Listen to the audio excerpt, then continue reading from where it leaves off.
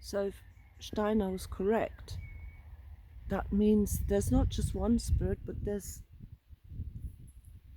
loads of spirits that create the visible world for us, but also it explains the forces of nature in a different way, doesn't it? With this underlying spiritual understanding that there are spirits at work here. So then the nature of these two things that vow for our attention, if you like, these two forces, Ahriman and Lucifer. So I've just listened to the guy say Lucifer wants to extract you from the created world and wants to have you sit on a cloud in a spiritual, egotistical way. And Ahriman wants to stick you in a uniform and, conquer the world. Spiritual forces. It's very interesting. It explains what's going on here on the planet. He also points towards Faustus, the legend of Mephistopheles and Faustus and the bargain that was described in that book. And he says this is what in our modern world we are living. We're in that story of Dr. Faustus. And while we know that Goethe knew about all those things, and you find the same sort of truths in the fairy tales as well of the Brothers Grimm, as well as Lord of the Rings. And we are in this struggle between those two forces at the moment.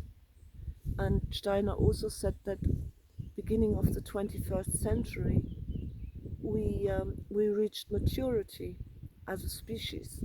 So up until then, the gods were still among us. So we had access. We were guided by these natural guiding forces or spirits that ushered us towards our destiny. Our destiny is to become angels.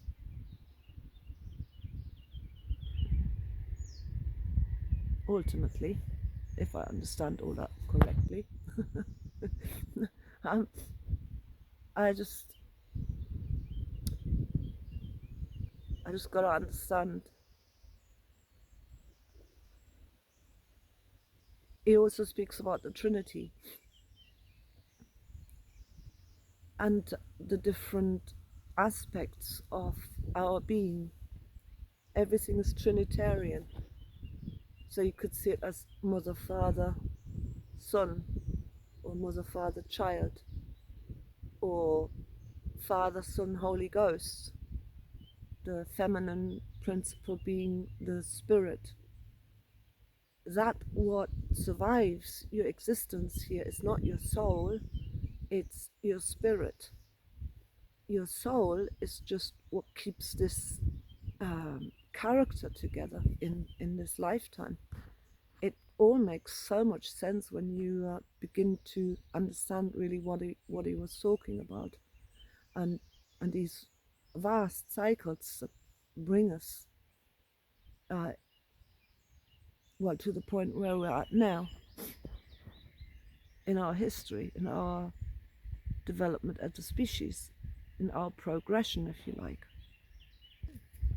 And the powers that are, they know these things.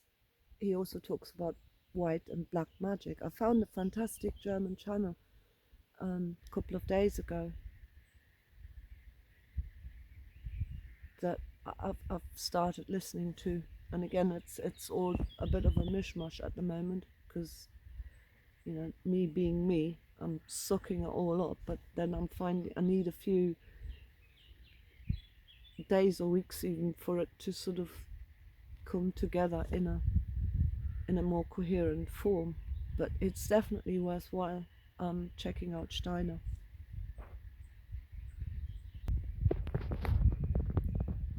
I think he was also quite opposed to theosophy and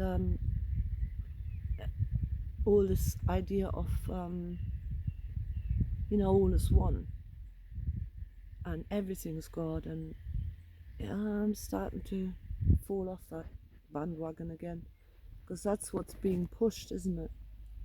I mean, you hear it everywhere, but it doesn't tally up with all these near-death experiences who come back and talk about angels and other beings, other seemingly more powerful